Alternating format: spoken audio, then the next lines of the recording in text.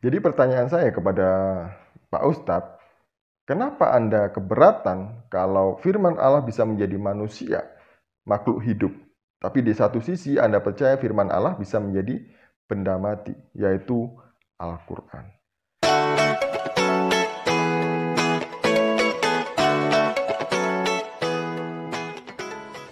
Shalom saudaraku, berjumpa lagi dengan saya Didi Juli.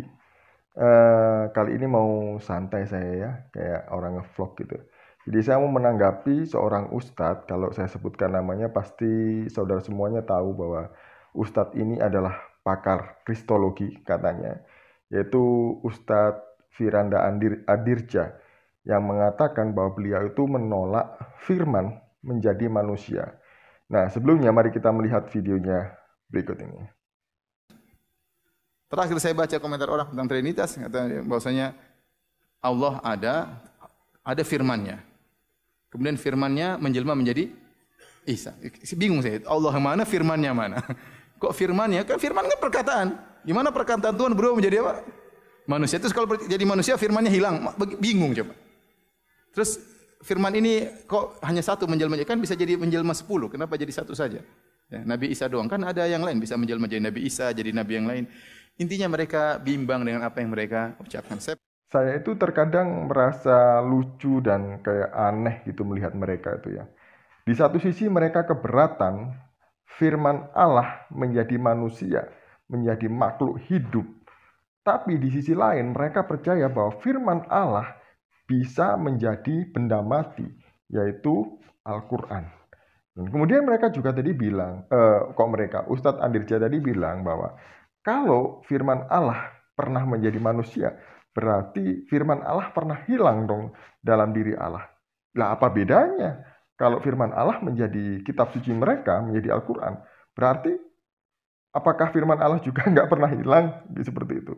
Jadi ini sebuah konsep atau pemahaman yang keliru bahwa firman Allah bisa hilang kalau ketika Allah berfirman, ketika Allah menyampaikan firman-Nya. Kemudian juga keberatan mereka yang lain itu seperti ini biasanya. Nah, kan gini, kalau firman Allah menjadi manusia, manusia itu makan, minum, dan akhirnya, mohon maaf, buang air besar atau berak. Mereka biasanya seperti itu kan, Tuhanmu berak begitu. Nah, kalau Tuhanmu berak, berarti firman Allah yang suci, yang kudus itu dinodai oleh kotoran manusia. Jadi firman itu nggak suci lagi. Firman apa kok bisa berak? Seperti itu. Nah, kemudian kalau seperti itu, analogi saudara, Bapak Ibu semuanya, saudara-saudaraku dari kaum muslim, dari eh, apa namanya, polemikus muslim, saya juga mau bertanya gitu. Misalnya seperti ini, ada kitab suci Al-Quran ditaruh di sebuah rumah, dan rumah itu kebakaran gitu kan. Nah, ketika rumah itu kebakaran dan Al-Quran juga ikut terbakar, apakah pertanyaan saya, mulut Allah juga ternodai, juga ikut gosong karena firman-Nya gosong? Kemudian jikalau suatu saat ada anak kecil mau berangkat ke musola, dia mau mengaji, dia membawa Al-Quran di dadanya sambil dengan bangganya karena dia mau membaca firman Allah. Ketika di dalam perjalanan tidak sengaja anak itu jatuh dan Al-Quran yang ditaruh di dadanya tadi itu terlempar, mohon maaf ya, jatuh ke comberan lah, ke selokan seperti itu.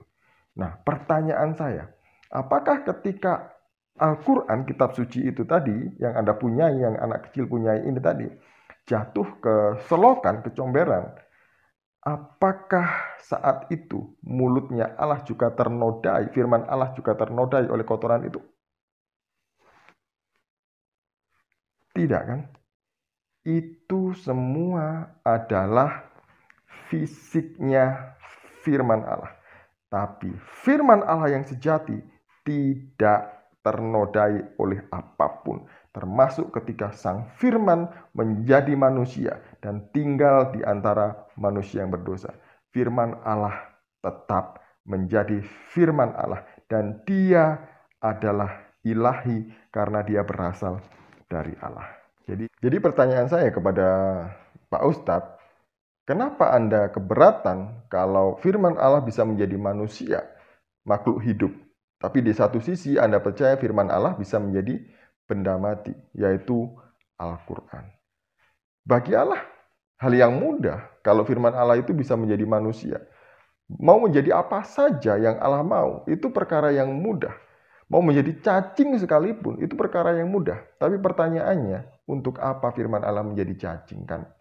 Tapi kalau ketika firman Allah menjadi manusia yang disebut Yesus Kristus, Allah punya tujuan khusus di dalamnya. Karena ketika Allah mengutus dia datang ke dunia ini, dia datang untuk menyelamatkan manusia yang berdosa.